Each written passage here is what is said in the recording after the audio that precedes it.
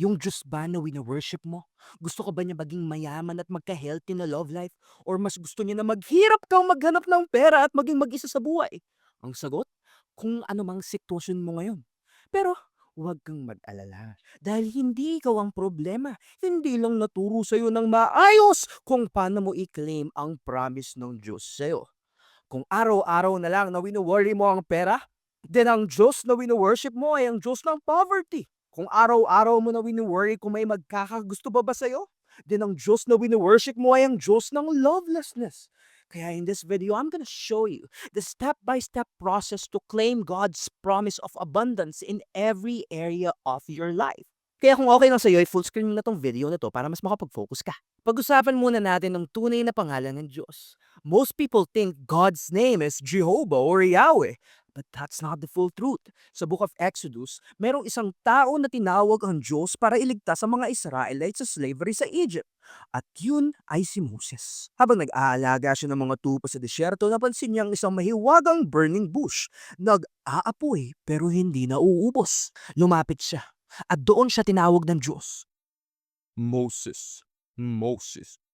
At dito binigyan siya ng Diyos ng misyon na ilabas ang mga Israelites mula sa Egypt. Pero bago siya sumang-ayon, tinanong ni Moses ang Diyos, kapag tinanong nila ako kung sino ang nagpadala sa akin, ano ang isasagot ko? At dito unang pinakilala ng Diyos ang pangalan niya.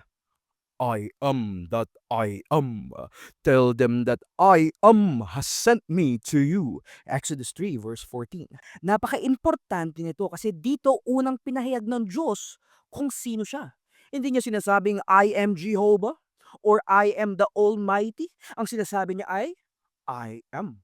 Ibig sabihin, ang Diyos ay hindi isang tao na malayo sa iyo nakaupo sa langit. Siya ay mismong kamalayan mo, ang iyong I am. Kaya tuwing sinasabi mo ang I am, you are actually speaking the name of God. Everything you say after the I am is like giving a command to life.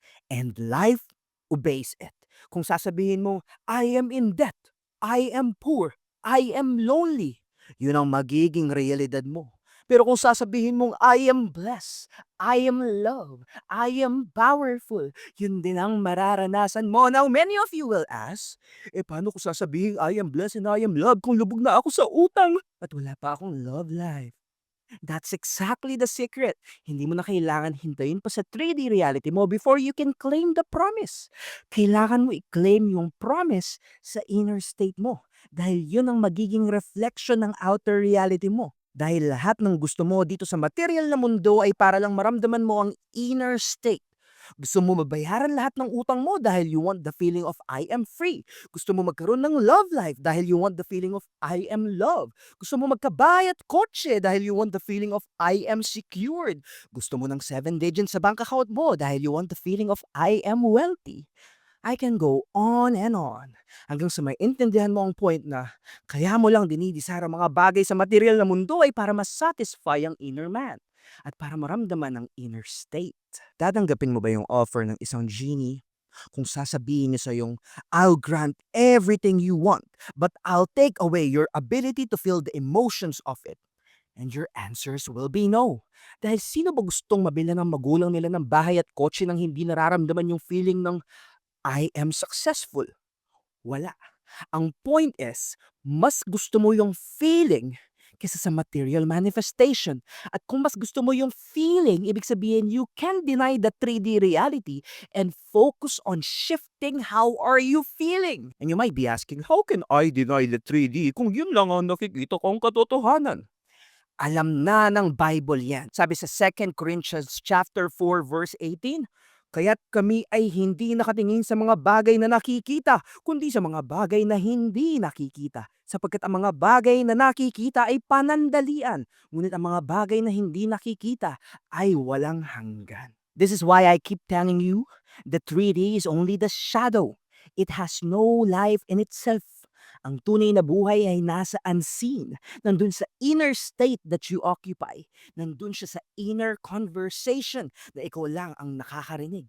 Joel 3 verse 10 ang sabi, let the weak man say, I am strong. Bakit? Dahil when the weak man who says, I am weak, will remain weak. But the weak man who dares to say, I am strong, kahit sinabi ng doktor na hindi, will start to awaken to the truth. So, step 1 is this. Claim the state, not the fact. Say, I am wealthy, kahit walang naman yung wallet mo. Say, I am loved, kahit mag-isa ka lang sa kama mo. Say, I am free, kahit kumakatok na sa'yo ang mga utang mo. Because every time you say, I am, tinatawag mo ang pangalan ng Diyos. Hindi ka nagsisinungaling. Hindi ka rin nagpe-pretend at hindi ka delusional. Ganun lang talaga. Step 2 is persist. Huwag kang babalik sa 3D to check if gumagana ba. Do not worship the appearance. Instead, remain faithful to the unseen. The Bible calls this walking by faith and not by sight. And step 3, use your mind's eye and imagine. Alam mo yung feeling na kapag may nakasagutan ka pagkatapos ng sagutan na yon, ang linaw ng imagination mo dahil iniisip mo kung ano pala yung mga dapat mong sinabi. Alam mo yung mga ibig sabihin? O kaya naman, pag ina-anxiety ka na nai-imagine mo ang worst, tapos ang linaw din ng imagination mo na as if yun ang mangyayari. Ganon kaliwanag ang gusto kong makita mo sa imagination mo. If you desire wealth, imagine checking your bank account and smiling at the numbers. If you desire love, imagine yourself sleeping next to the right person and experience the feeling of being chosen. At huwag mong isipin paano at kailan. Lahat ng iisipin mong paano at kailan ay limitation sa sarili mong imagination. Walang paano at kailan sa imagination mo. Kapag sinabi kong, imaginein mong nakaupo ka sa bench at nakaposes ang kamay mo, paano ka tatakbo? Yung iba sasabihin sa akin, aalisin ko yung posas. Wrong! Kapag nasa imaginal scene ka, ang kailangan mo lang gawin ay imaginein mong tumatakbo ka. Ganun kadali. Parang naglilipat ka lang ng channel sa TV. Ganun kadali. Step 4, feel it natural. Maraming tao nananalangin sa paraan na pamimilit na parang, ibigay mo na sa akin, Lord. Di ba? Nagmumukha silang nanlilimos. You don't need to do that. You have to simply relax into the feeling that it is already done. Kapag sasakay ka ba ng bus, Manila to Baguio, hindi mo naman titignan kung paano mag-drive yung bus driver, tama? Sigurado ako matutulog ka pa dahil ganun ang tiwala mo sa driver. That same trust is what you need to give yourself. Na kapag na-imagine mo na ang gusto mo, the next thing you need to do is relax. It is done. So let me remind you, step 1 is to claim the state, not the fact. Step 2 is to persist and detach from the 3D world. Step 3 is to imagine.